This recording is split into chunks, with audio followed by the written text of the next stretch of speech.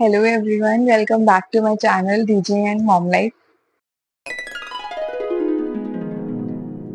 आज की वीडियो में मैं बेबी बॉय सिम्टम्स जो मुझे प्रेगनेंसी में फील है वो शेयर करने वाली हूँ। ये पार्ट 2 है। इससे पहले मैं ऑलरेडी मेरे हाफ जो सिम्टम्स थे वो शेयर कर चुकी हूँ। उस वीडियो में मैं सब कुछ शेयर नहीं कर पाई थी, तो इसके लिए मैंने ये पार्ट 2 बनाया है। तो मुझे बचे हुए सिम्टम्स थे वो इस वीडियो में मैंने क्या क्या एक्सपीरियंस किया, क्या फील किया, वो सब शेयर करूंगी। तो please watch the video till and.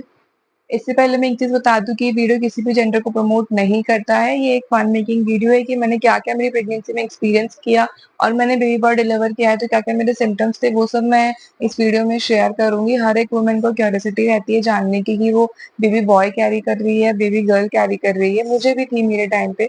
तो बस I am sharing my own experience in this video.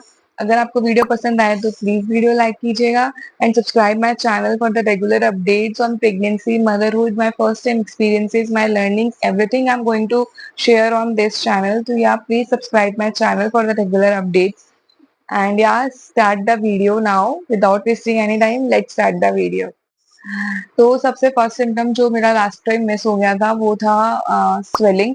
Swelling जो है मुझे 6 मंथ से आने लगी थी। उससे पहले मुझे कोई भी स्वेलिंग नहीं थी और मुझे ऐसा कुछ बहुत ज्यादा स्वेलिंग भी नहीं आई। मुझे 6 मंथ से थोड़ी थोड़ी स्वेलिंग स्टार्ट हुई थी जो कि मुझे लेग्स पे, फीट पे आती थी। फीट पे आती थी, नीचे लेग्स में और फेस पे। ये दो जगह मुझे स्वेलिंग रही थी। वो भी कभी कभी आती थी अगर मैं ज्यादा कुछ काम कर लूँ या मेरा ज्यादा वॉकिंग हो जाती थी, कहीं मैं ज्यादा खड़ी रह गई तो उस कारण से मुझे पैर में स्वेलिंग आती थी। या अगर बेड पे हम बैठते हैं पैर लटका के उस पोजीशन में तो मुझे स्वेलिंग आती थी और फेस पे स्वेलिंग रहती थी कभी कभी। नेक्स्ट जो है हेडेक। मुझे फोर्थ और फिफ्थ मंथ में मुझे बहुत ज्यादा हेडेक रहता था। मतलब मुझे लगता था कि मैं लैपटॉप वर्क कर रही हूँ इसलिए मुझे हेडेक हो रहा है बहुत ज्यादा। तो मैंने मेरा आई चेकअप भी कराया था, सब कुछ नॉर्मल था, मेरे कोई नंबर वगैरह नहीं बढ़े थे स्पेक्स के।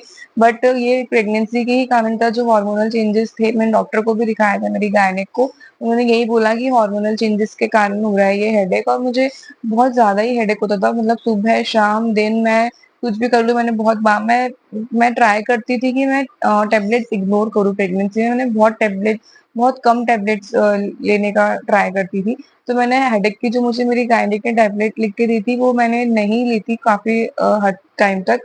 पर मुझे बाद में लेनी ही पड़ी बिकॉज मुझे बहुत ज्यादा हेडेक रहा है प्रेगनेंसी में। फोर्थ फिफ्थ मंथ में मुझे मेजर हेडेक रहा है। इसके अलावा मुझे थोड़ा बहुत स्लाइटली रहा था जो कि नेक्स्ट इज दैट लाइनिया नाइग्रा लाइन जो होती है, जो हमारी जो लाइन हमें प्रेगनेंसी में दिखने लगती है चेस्ट से लेके बेली बटन तक और उसके नीचे तक, तो उसको बोलते हैं लीनिया नाइग्रा लाइन। उसमें ऐसा कहा जाता है कि अगर वो आपकी जो लाइन है एकदम स्ट्रेट है और नीचे तक है तो बेबी बॉय के चांसेस ज्यादा होते हैं। और अगर वो थोड़ी सी टेढ़ी मेढ़ी है और सिर्फ बेली बटन तक ही है तो गर्ल के चांसेस ज्यादा होते हैं। मेरे केस में जो था, जो लाइन थी वो एकदम स्ट्रेट थी, डार्क थी और नीचे तक थी। तो मेरे केस में ये जो मिथ है वो ट्रू रहा है। जरूरी नहीं है हर केस में ऐसा ही होता हो, जिनको बेबी बॉय हो उनके साथ ऐसा ही हो, केस टू केस डिफर करता है। हाँ, पर मेरे केस में ऐसी सिचुएशन थी। Next is acidity. एसिडिटी मुझे एज सच ज्यादा नहीं रही प्रेगनेंसी में। हाँ, पर जैसा मैंने मेरी प्रीवियस वीडियो में बताया था कि मुझे तीखा खाने की बहुत क्रेविंग होती थी। तो जब मैंने बहुत एक्सेसिव तीखा खाया हो इन केस कभी तो मुझे एसिडिटी होती थी, जो कि डॉक्टर भी मना करता था कि प्रेगनेंसी में आपको ज्यादा तला हुआ ज्यादा तीखा खाना नहीं खाना चाहिए। बट इन केस अगर मैंने कहीं बहुत ज्यादा ही तीखा खाना खा लिया तो मुझे एसिडिटी की दिक्कत आती थी। अदरवाइज एज सच मुझे कोई मेजर इशू नहीं था। उसके बाद में ब्रेस्ट टेंडरनेस। ब्रेस्ट टेंडरनेस जो थी ओवरऑल प्रेगनेंसी में मुझे नॉर्मली थी। 9th मंथ से मुझे थोड़ा ऐसा लगने लगा था heaviness type. Otherwise it was okay for me, ऐसा कुछ मुझे मेजर नहीं रहा। उसके बाद में अगर कुछ बचता है तो वो है एक मदर इंट्यूशन। मतलब ना, ये सब सिम्टम्स एक तरफ है और एक मदर जो फील करती है, एक अंदर से हमें इंट्यूशन आता है। जरूरी नहीं है वो इंट्यूशन हर टाइम सही हो, गलत भी हो सकता है। बट जो मदर जो मॉम टू बी है उसको अंदर से इंट्यूशन आता है कि उन्होंने बेबी बॉय को कैरी किया हुआ है, बेबी गर्ल को कैरी किया हुआ है। हाँ, मेरे टाइम पे मेरे लिए तो मिक्स फीलिंग्स होती है। मतलब जब मैं प्रेग्नेंट थी तब मुझे इंट्यूशन था कि बेबी बॉय है, बेबी बॉय होगा। बट सेम टाइम पे लगता था कि नहीं, बेबी गर्ल भी हो सकती है, बेबी गर्ल भी आ सकती है। क्योंकि उस टाइम पे आप समझ नहीं पाते हो बट एक फीलिंग रहती है कि बेबी बॉय होगा, बेबी गर्ल होगा, क्योंकि मदर का इंट्यूशन ना एक बहुत स्ट्रॉन्ग इंट्यूशन होता है। और मुझे बेबी बॉय के चांसेस हमेशा से ज़्यादा लगते थे कि बेबी बॉय मैं कैरी कर रही हूँ। तो मेरा इंट्यूशन सही निकला मेरे केस में। एक चीज़ ये भी थी कि जो मेरे घर में बड़े लोग थे, जो होते हैं ना बड़े लोग, जो चेहरा देख के, आपका बेली शेप देख के बता देते हैं कि आपको लड़का होगा या लड़की होगी।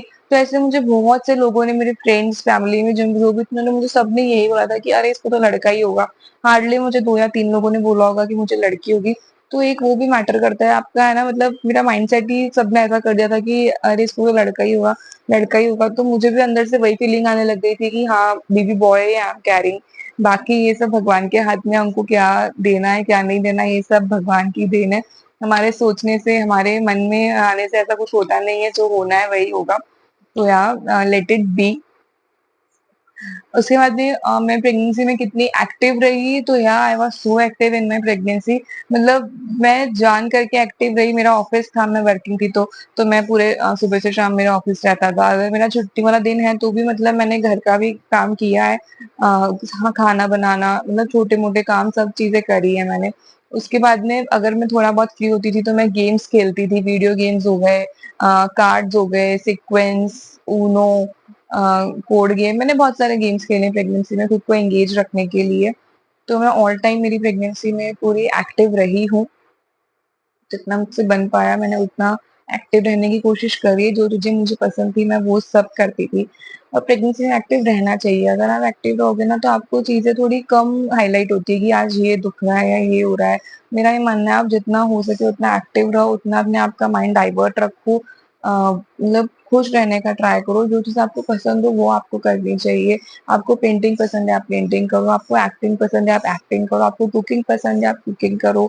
विच एवर यू वॉन्ट, विच आपको स्टिचिंग पसंद है आप स्टिचिंग करो, आपको जो भी पसंद है आप वो करो, बट आपका माइंड डाइवर्ट रखो। बोलते ना खाली दिमाग शैतान का घर होता है। तो हमारे दिमाग में नेगेटिव, प्रेगनेंसी ऐसा टाइम है जिसमें बहुत सारे नेगेटिव थॉट्स भी आते हैं हमारे माइंड में। हमें डर रहता है कि ये 9 महीने अच्छे से निकल जाए, डिलीवरी अच्छे से हो जाए, बेबी अच्छे से आ जाए, आगे की सब चीजें अच्छे से हो जाए। एक जो मॉम टू बी, एक जो माँ है, उसके दिमाग में ना बहुत सारी मिक्स्ड फीलिंग्स चलती है। और अगर आप फर्स्ट टाइम मॉम बोलो, जैसे मेरी फर्स्ट प्रेगनेंसी थी, तो मेरे दिमाग में मैं इतना बिजी रहने का कोशिश करती थी, फिर भी मेरे दिमाग में बहुत से नेगेटिव थॉट्स आते ही थे कि अगर ऐसा हो गया तो, ऐसा हो गया तो डिलीवरी कैसी होगी, हम कैसे करेंगे, कैसे मैनेज होगा, ये 9 मंथ्स कैसे निकलेंगे, क्या होगा, वॉमिट ज्यादा होती है, तबीयत खराब रहती है, बहुत चीजें आपके दिमाग में आती है। As a first time mom आपको बहुत चीजें नहीं पता होती है कि फर्स्ट ट्राइमेस्टर में क्या सिम्टम्स रहेंगे, सेकेंड ट्राइमेस्टर में क्या होता है, थर्ड ट्राइमेस्टर क्या होगा, डिलीवरी कैसे होती है, लेबर पेन्स कैसे आते हैं, वो सब आइडिया नहीं रहता है। तो उन सब चीजों को लेके एक डर बना रहता है मन में। तो वो सब चीजें ना हो, आप खुद को एंगेज रखो, खुद को डाइवर्ट रखो, तो थोड़े कम नेगेटिव थॉट्स आपके दिमाग में आएंगे। Please try to do meditation, जिससे आप एकदम पॉजिटिव वाइब्स ला सको। जितना हो सके आपके आसपास पॉजिटिव एनवायरनमेंट क्रिएट करने की कोशिश करो, तो सब चीजें अच्छे से बेटर पेस में निकल जाएगी। Everything will be good, everything will be fine, सब अच्छे से हो जाएगा। यही चीजें आपके मन में रखना। जो चीज हम सोचते हैं वही चीज हमारे साथ होती है, एंड इट इज ट्रू। ये मैंने मान लिया है मेरी प्रेगनेंसी में। जो आप सोचोगे वो आपके साथ होगा। सब आपके परसेप्शन का खेल है कि आप चीजों को देखने का नजरिया आपका क्या है, आप कैसे चीजों को देखते हो। तो यार be positive, stay positive, try to be engage, divert your mind, and do whichever you like, whatever things you like, please try to do at your best. So यार that's all from my side. मैंने मेरे सारे symptoms cover करने की कोशिश करी है part 1 और पार्ट 2 में। इन केस आपको लगता है कि मैंने कुछ मिस आउट किया है, कुछ चीजें रह गई है, अगर कोई सिम्टम्स, कोई मिथ ऐसा है जो बोला जाता है और मैंने कवर नहीं किया है, तो आप मुझसे कमेंट सेक्शन में पूछ सकते हैं। I will surely happy to answer. आप मुझे आपका एक्सपीरियंस भी प्लीज बताइएगा कमेंट सेक्शन में। मुझे बहुत अच्छा लगेगा सुन के। आई hope you like my video. और ये सिर्फ एक फन मेकिंग वीडियो था जिसमें मैंने मेरे सारे सिम्टम्स शेयर किए हैं। ऐसा कुछ नहीं है कि मैंने किसी भी जेंडर को प्रमोट नहीं किया है इन दोनों वीडियोस में। It's just a fun making video from my side. मैंने मेरा एक्चुअल एक्सपीरियंस सब कुछ बताया है। I hope you like the video, so please give it a head button and like my video and subscribe my channel for regular updates। and मैंने इससे ही पहले बहुत सारे वीडियो शेयर किए प्रेगनेंसी को लेके, वो आप देख सकते हैं। इफ वो आपको कहीं से कुछ भी हेल्प करे तो please like these videos also and subscribe my channel. Thank you so much for watching. Thank you.